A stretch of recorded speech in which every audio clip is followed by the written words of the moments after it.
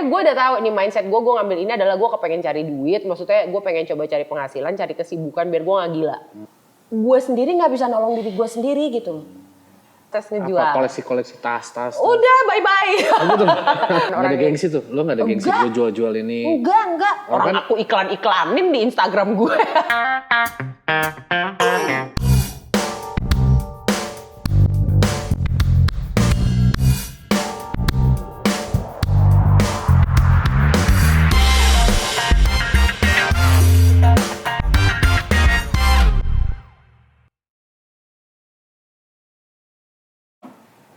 Yes, Anda tanya hari ini kedatangan seorang teman lama yang dia ini rapper, penyanyi, penari, jago senam, zumba, segala macem, nyokap yang top, Denada. Kabar Bo? Baik Bo. Itu yes. Apa ya? Palu gada ya? Palu gada, iya kan? Apalagi tuh yang belum ada di situ tuh ya? Apa tuh ya? Semua sih sebenarnya gue pernah cobain ya. Misalnya acting juga udah pernah kan? Acting, oh iya. Ya. Terus presenting juga pernah ya kan? Terus apa lagi ya? Ya olahraga mah dari dulu ya, ikut triathlon gitu-gitu. Cuma emang sekarang yang gue tekunin banget adalah as a Zumba instructor. Nah, itu banyak orang belum tahu ya kan? Iya, tahun 2020 gue resmi jadi instruktur Zumba. Okay. Terus waktu gue ambil pelatihan, terus gue akhirnya certified. Jadi pada saat itu gue tuh lagi di Singapura. Itu udah lockdown ya. Itu lagi lockdown tuh. Nah terus bayangin ya Mas Nanda, gue itu orang yang kerjanya dari pagi, dari subuh sampai subuh gitu. Terus tiba-tiba kita masuk ke dalam masa pandemi dan gue di Singapura yang lockdown, kita gak bisa kemana-mana. Dan pada saat itu Aisyah tuh masih kemo ya. Jadi kita benar-benar harus menjagain banget. Jadi walaupun beberapa orang masih ada yang berani keluar dengan segala protokol kesehatan, gue gak berani. Karena kan Aisyah kan masih kemo, jadi kita mesti jagain banget dong. Jadi itu gue di rumah aja dan gue bilang gila nih nggak mungkin nih kayak begini nih, gue nggak ada income, gue bilang gitu, gue nggak bisa kerja, gue juga nggak ada mantap kegiatan. Terus kan, mantap terus ya, makan tabungan. Wah itu sih bukan cuma mantap itu, udah jual-jual semua musisi jual-jual. Iya kan, udah kayak gitu kita jadi. Dan susahnya karena memang di masa pandemi ya orang kan juga megangin cash ya, jadi mereka juga kita jual macam-macam juga nggak segampang itu dong gitu. Akhirnya gue bilang gue mesti do something nih. Nah emang jadi Zumba itu kan itu olahraga yang gue udah seneng banget udah lama. Gue ngelakuin dan selama di Singapura, mulai kita pindah ke Singapura tuh kayak jadi olahraga pelarian gue gitu.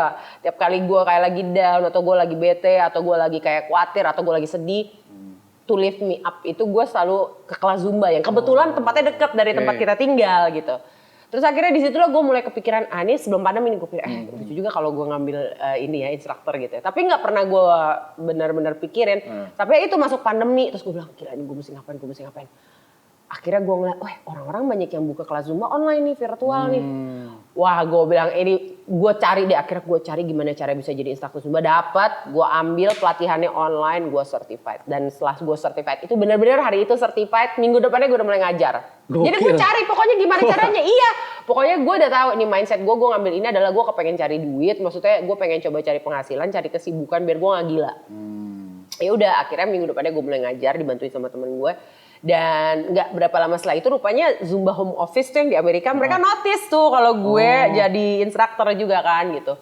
Mereka kontak gue, kita ngobrol segala macam dan mereka welcome banget, mereka seneng banget, gue juga seneng banget. Akhirnya mereka nawarin mau nggak gue jadi brand ambassador mereka. Akhirnya di tahun 2020 akhir tuh gue dikontrak sama mereka dan sampai sekarang juga masih alhamdulillah kemarin diperpanjang juga as their brand ambassador. Dan ya udah gue menjalani itu sebagai profesi utama gue sekarang juga di samping nyanyi.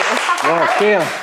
Lagi pandemi ya kan, orang berbingung ngapain nih ya kan, kerjaan nggak ada, entertainment industri lagi hancur. Iya. Mungkin dong event-event nggak ada. Iya, itu seminggu 2 kali gue kelas Zumba waktu di Singapura. Tapi memang virtual semua, jadi setiap hari Sabtu gue ngajar kelas Zumba untuk anak, Zumba Kids gitu. Terus setiap hari Minggu gue ngajar kelas Zumba untuk ya dewasa gitu. Dan senang juga karena waktu itu akhirnya jadi kenal sama keluarga besar KBRI.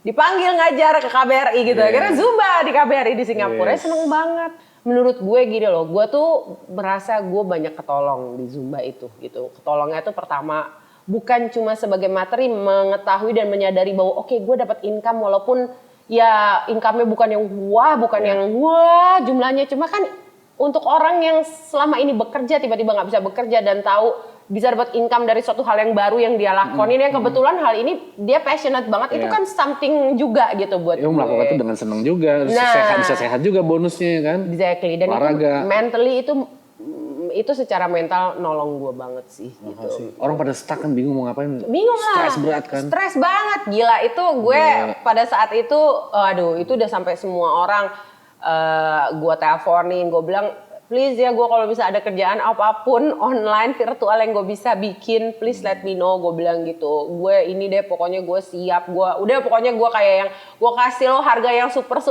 spesial. Waktu itu ya. Udah semua kita pasti bikin itu kok gitu. Dan gue nggak hesitate gitu untuk nelpon semua orang yang gue kenal dan bahkan yang nggak gue kenal gitu untuk. Sempet panik gak sih waktu itu? Ini gimana nih ke depan nih gitu, dengan panik kondisi? Panik banget, gila. Siapa yang nggak panik? Orang kita posisi di Singapura. Kalau gue di sini mungkin masih bisa ngerjain, ada TV, mungkin bisa bikin yang lain-lain. Kalau di sana mau ngapain? TV juga nggak mungkin, gitu. Tapi ya itulah yang gue bilang gitu. Gue merasa Allah tuh, aduh maha penolong, itu benar-benar gue ngerasain banget pada saat itu. Gimana di saat itu tuh lagi stuck gitu lo? Secara spiritual apa yang lo rasain sih? Itu ya gue adalah orang yang tergrow up. Lu bisa kuat ngelewatin itu gitu. Nah itu gue pun sebenarnya kalau ditanya sekarang kok bisa, itu pun gue sebenarnya jujur enggak. Karena gini loh, maksudnya kalau ada keluarga sakit itu orang terdekat itu kan luar biasa sedih ya. Benar. Apalagi anak. Benar. Gue tahu banget tuh rasanya. Iya. Karena gue juga punya anak ya. Iya. Ngeliat dia kesakitan aja nggak kuat. Benar. Iya. Itu yang insidental atau apa gitu. Iya. Ini apalagi dengan kondisi penyakitnya Aisyah ya. Betul. Gitu. Tapi kan kita kalau udah ada di posisi itu orang tua ya, itu kan pasti semua sama. Kalau kita udah ngelihat anak kayak begitu, udah pasti mindset kita, prioritas kita cuma satu, gimana caranya anak bisa sembuh. Dan kita akan melakukan apapun yang kita mampu untuk bisa mencapai itu, supaya anak kita sembuh, bisa dapat treatment yang sebaik-baiknya. Istilahnya tuh usahanya tuh dua arah gitu. Arah yang ke atas, kita berdoa, nangis sama Allah, minta kepada Sang Maha Penyembuh istilahnya gitu kan. Dan untuk yang ke ininya horizontalnya ya kita coba cari treatment yang terbaik, ketemu sama dokter dan segala macam. Jadi ya udah gue melakukan dua itu semaksimal yang gue bisa gitu. Dan bukannya nggak pernah di masa-masa itu tuh gue benar-benar berasa kayak yang wah gila nih, kayak nggak ada tulang, kayak nggak ada tulang rasanya. Gue sebagai orang yang maksudnya besarnya itu terdidiknya itu sama nyokap gue tuh jadi orang yang mandiri kan gitu. Maksudnya gue kerja dari gue masih muda banget, gue diajarin sama nyokap gue untuk tidak untuk apa-apa sendiri, harus bisa take care of yourself gitu-gitu kan. Sehingga gue tuh nggak pernah dalam hidup gue tuh merasa kayak kemarin itu nggak pernah gitu. Gue selalu merasa I can do this, I can handle this, gue bisa, ini bisa gitu. Dan ternyata kemarin tuh benar-benar Allah itu seperti gue diposisikan ke satu titik yang benar-benar gue itu lemah banget sampai gue itu merasa helpless, itu bahasanya ya. Maksudnya kayak gue sendiri nggak bisa nolong diri gue sendiri gitu. Nggak tahu bagaimana caranya. Cuma mas, ini yang gue selalu bilang. Alhamdulillahnya gue tidak pernah merasa hopeless. Gue tuh selalu kayak punya harapan. Gitu ya? Iya, itu yang selalu dalam hati gue gitu. Karena nyokap tuh selalu ngomong sama gue gitu bahwa Allah itu tuh maha mendengar satu, dan Allah itu maha pemberi dan maha berkuasa dan berkehendak atas segala sesuatu. Istilahnya gini, lo mau minta apapun, lo minta.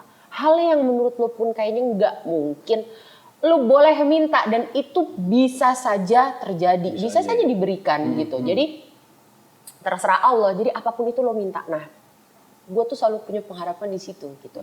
Jadi gue minta dengan cara apapun yang gue bisa, dengan seluruh jiwa dan raga gue minta. Dan ya udah itu yang selalu menjadikan salah satu hal yang pengharapan itu yang selalu menjadikan hal yang gue bisa membantu gue untuk get through every day. Dan of course lah ya, kita ngelihat kayak tadi Mas Ana bilang, gue ngeliat anak gue kayak gitu. semua sel di tubuh gue pasti akan melakukan apapun dan mengumpulkan kekuatan gue yang semaksimal yang gue punya saat itu, walaupun udah kayak begitu banget rasanya. Tapi kalau buat anak pasti kita tetap bisa nemuin strength lah, pasti bisa nemuin kekuatan untuk bisa ngelakuin apapun untuk supaya dia bisa nyaman, sehat, tentram gitu kan. Ada satu momen nggak lu nyerah gitu? Ini kayaknya nggak kuat deh dalam situasi gini. Apa lu lawan? Kalau nyerah dalam arti kata, gue nggak kuat nih sama situasi kayak gini, ya pasti ada lah gitu. Kalau perasaan gue nggak kuat sama situasi ini tuh pasti ada, sering beberapa kali. Tapi kalau nyerah dalam arti kata nyerah tuh kan, udah gue give up deh, udah gue nggak mau lagi ngapa-ngapain udah gitu. Itu gue nggak ada gitu. Karena ini kan gue ngomongin bukan hidup gue gitu, ini gue ngomongin soal anak gue. Iya. Kalau buat diri sendiri mungkin beda ya. Mungkin beda ya, tapi kalau buat anak tuh kayak perasaan itu of course nggak ada gitu. Jadi kalau gue ada di dalam titik yang tadi Mas Dana bilang yang kayak, gue udah nggak tahu lagi mesti gimana. Itu sering banget. Dan kalau pada saat gue ada di dalam posisi seperti itu, kita udah tahu lah Mas Dana juga mungkin udah pernah denger yang gue cerita sama teman-teman bahwa gue tuh pernah di saldo gue cuma ada segini apa segala macam gitu. Itu benar kejadian dan kejadian nggak cuma sekali. Wajar loh. 200.000. Dan itu kan kejadian nggak cuma sekali. Ya iyalah, orang tinggalnya di Singapura, pengeluarannya di Singapura. Apa-apa mahal, pendapatan nggak ada gitu. Nah, gue pada saat gue ada di titik, sebenarnya yang kayak gitu tuh yang bikin berat lagi karena kan anakku kan harus menjalani treatment yang nggak murah gitu. Dia harus menjalani treatment, di mana treatment itu biayanya mahal dan itu buat dia, buat kesehatannya dia, buat kesembuhannya dia gitu kan. Jadi pada saat gue berada di dalam posisi seperti itu tuh kayaknya waduh. Sebagai seorang ibu yang cuma berdua sama dia pada saat itu ya. Jadi gue merasa gue bertanggung jawab nih kan gitu. Gue harus bisa present nih gitu untuk anak gue nih. Sementara gue juga keadaannya pada saat itu duit gue cuma segitu. Dan gue tahu ini sekian hari ke depan nih mau ada treatment buat anak gue yang harus dilakukan yang membutuhkan uang sekian. Dan pada saat itu gue gak tahu dapat duitnya dari mana gitu. Soalnya udah buntu nih, gimana nih ya secara perhitungan manusia ya. Itu paling gimana jalan keluarnya kan gitu. Ya. Dan itu yang gue bilang tadi, gue berasa kayak nggak ada tulangnya itu adalah di saat seperti itu gitu. Jadi ya kalau udah gue nyampe ke titik poin seperti itu, gue cuma minta sama Allah, sama Allah Mas. Bukan orang yang kebetulan memang bukan orang yang apa-apa tuh ke mama atau nggak kayak gitu karena aku tau mama juga udah sepuh kan, banyak pikirannya juga.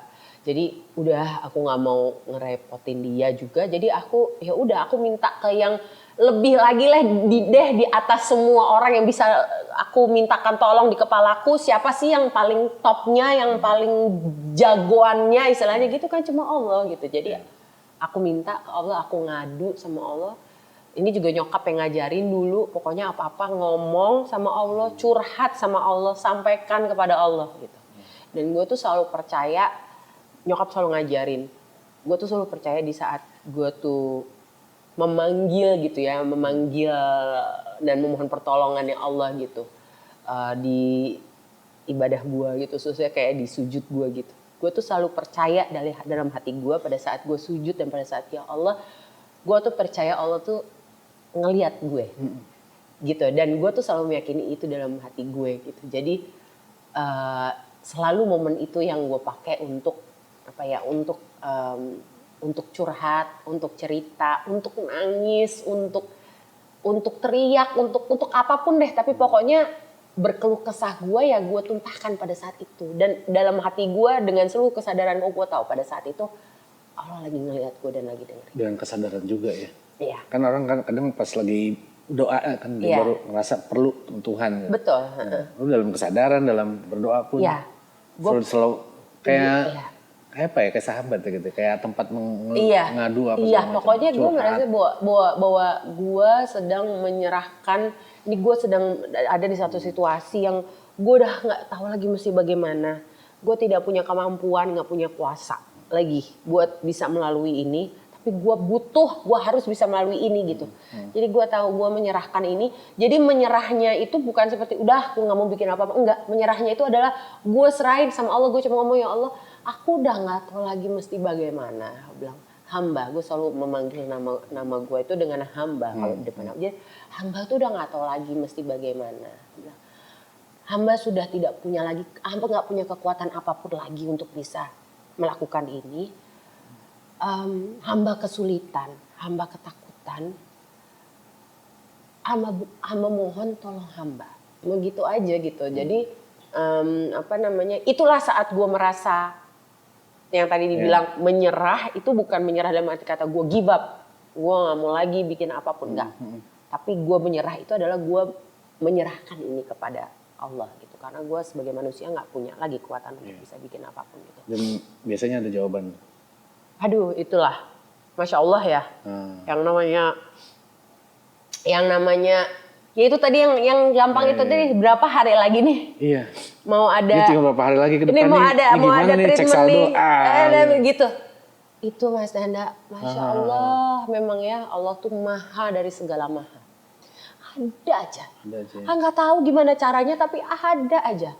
Entah tiba-tiba ada apa, entah tiba-tiba bisa macam-macam, entah tiba-tiba gua ada masuk endorsan, entah tiba-tiba kok ada orang mau nge-DP-in buat acara virtual. Gue nggak punya mobil sekarang. Jadi mobil gue yang gue pinjam nih, gue pinjam dari mak gue. Itu pun mogok guys. Soalnya kayak gitu. Lu tau banget dulu kan, ya kan. Makanya kan gue bilang. Di semua acara off air mana-mana selalu aja ada lu. Makanya kan gue bilang. Dan budget lu kan gede banget yang gue tahu. Aduh, Masya Allah. Dan sebagai entertainer lu keren banget emang, udah lu serba bisa lengkap deh udah. Masya Allah, Masya Allah. Terus lo bilang, ada di acara ini gitu kan, ya udah beresnya acara. Gitu, ya kan? Masya Allah. Jadi buat para itu ya, event organizer ya. Hubungi nomor di bawah ini. Hubungi nomor di bawah ini. Harga cincai lah. Dijamin happening. Bagus punya. Iya loh Mas. Udah habis-habisan ya? Mobil nggak punya? Serius loh? Mobil nggak punya gue sekarang. Rumah kan jualin. Jualin semua. Masih dalam tahap proses ngejual. Apa koleksi tas-tas? Udah bye-bye. Bye-bye. Perhiasan juga gue jualin. Ya kayak gitu, salah satunya tiba-tiba ada teman gue yang, Den, kemarin kan lo nawarin itu tuh, gue mau deh gitu. Tapi gue DP-in dulu ya segini gitu. Gitu yang kayak gitu-gitu. Ya ada aja. Aku tuh nggak pernah segini. Aku tuh bukan orang. Nggak ada gengsi tuh. Lo nggak ada gengsi gue jual-jual ini. Enggak. Orang kan, aku iklan-iklanin di Instagram gue. Kan biasa kalau artis-artis kan gengsi kalau di. Enggak. Gue pokoknya gue jual-jualin semua nih. Gue tawarin ini ke teman-teman gue yang gue tau lah emang maksudnya kolektor gitu atau apa gitu. Gue punya ini. Masih oke nih, lo mau nggak, lo lihat aja dulu barangnya. Kan posisi aku di sana Mas, gimana? Aku juga nggak bisa, kalau di sini juga aku masih bisa ngetok-ngetok kemana-mana, ya kan? Posisi di sana, jadi ya udah gitu. Nawarin itu ke teman-teman, ada aja gitu loh. Jadi makanya gue bilang tuh ya, Allah itu ya dari apa yang gue rasain, menolong kita tuh bisa dari segala macam cara. Tapi kita yang namanya manusia, ada mendapati orang yang kita cintai dalam keadaan sakit, mesti sehat, butuh uang, kita pasti akan melakukan hal apapun untuk bisa mendapatkan orang yang kita cintai itu mendapatkan kesembuhan, dapat treatment yang sebaik-baiknya, walaupun itu butuh biaya berapapun, kita pasti akan usaha, mau cara apapun itu nggak masalah menurut gue gitu loh, yang namanya orang kita usaha gitu kan, dan Allah itu pasti memberikan caranya itu bisa dari berbagai macam tangan, dari tangan siapapun, dari berbagai macam jalan yang nggak kepikir buat kita. Tapi buat Allah ya itu ya gampang aja, orang maha mengatur segalanya. Dan di saat-saat gitu lu ngerasa gak sih mana orang yang care sama kita, mana yang temen yang sejati, mana temen yang masih peduli dan apa-apa, ngerasain gak sih? Ada gak sih? Pasti. Tapi alhamdulillah teman-teman semua ya, paling nggak orang-orang yang gue dalam hati itu semua, this is my friend gitu ya, semua hadir gitu ya untuk berusaha untuk memberikan segala hal support yang mereka bisa bikin, dan nggak melulu soal uang loh ya. Ini kita nggak melulu soal duit gitu. Kadang-kadang gue seneng banget karena ya Allah gue dapet DM gitu dari followers yang mungkin gue nggak pernah ketemu gitu. Dia bikin doa bersama pengajian buat Aisyah gitu ya, supaya dia sembuh, segera diberikan kesembuhan gitu. Duh kan hal kayak gitu kan itu kan rezeki banget. Itu yang gue bilang, pertolongan Allah yang datang buat kita, buat aku, buat Aisyah yang Banyak yang doain banyak ya. yang doain gitu ya, nggak melulu soal uang Ya. gitu. Segala macem Itu lah. support banget ya, apa maksudnya itu sangat berarti ya. Itu sangat amat berarti. Kayaknya kalau ditanyain sekarang gue tuh nggak ada komplain gitu. Udah gue nggak ada komplain, nggak ada hal yang gue mau komplain, protes tuh nggak ada. Karena yang harus gue syukuri, yang harus gue berterima kasih kepada Allah itu banyak banget yang udah sampai nggak kesebut sama gue gitu. Dan sekarang gimana kondisi Aisyah gimana? Dia alhamdulillah dia udah sekolah kan, udah Sekolah mulai sekolah. Mulai dari tahun 2021 akhir, 2020 akhir alhamdulillah, 2020 akhir alhamdulillah dia selesaikan protokol kimonya. Itu juga karena kebaikan Allah. Selama 1 tahun dia nggak boleh ngapa-ngapain ya. Masuk 2021 akhir dia akhirnya Allah izinkan dia untuk sekolah gitu ya. Dokternya bilang oke, she can start to go to school kalau misalnya lo mau, bilang gitu. Akhirnya gue daftarin lah dia sekolah di Singapura 2021. Sekolah di Singapura. Sekolah di Singapura. Kenapa nggak di sini? Karena banyak pertimbangan sih mas. Tapi pertimbangannya semuanya of course untuk ininya dia ya. Juga sih ya. Kesini ya untuk treatmentnya. record apa udah Iya. di-handle oleh Karena dokter dia di sana, iya. timnya juga di sana, dan dia juga masih ada jadwal kontrol dan check up segala macam dengan dokter yang di sana gitu. Walaupun sekarang pandemi ini sudah jadi endemi, tapi kan tetap ya kalau resiko sih di mana aja ada. Cuma kan kita yang namanya aku berusaha untuk memperkecil resiko di mana yang kayak kira-kira masih bisa kita, biar kita nggak perlu kena resiko-resiko ini gitu. Iya. Jadi gue berpikir oke, sementara gue pokoknya berjuang dulu gimana caranya biar dia bisa di sana dulu supaya dia juga mudah untuk kontrol dan check up-nya gitu. Ya pokoknya kita doain yang terbaik ya. Semoga Amin makin ya robbal baik alamin. Dan job-job makin banyak. Amin ya robbal alamin. Hey. Gue buka Bayu Oktara. Dena, nih lagu lo dipakai gini. Hah? Lu buka. Karena harta yang paling berharga itu ya bukan material di situ, tapi mereka bilangnya harta yang paling berharga ya bukan Balenciaga. Balenciaga.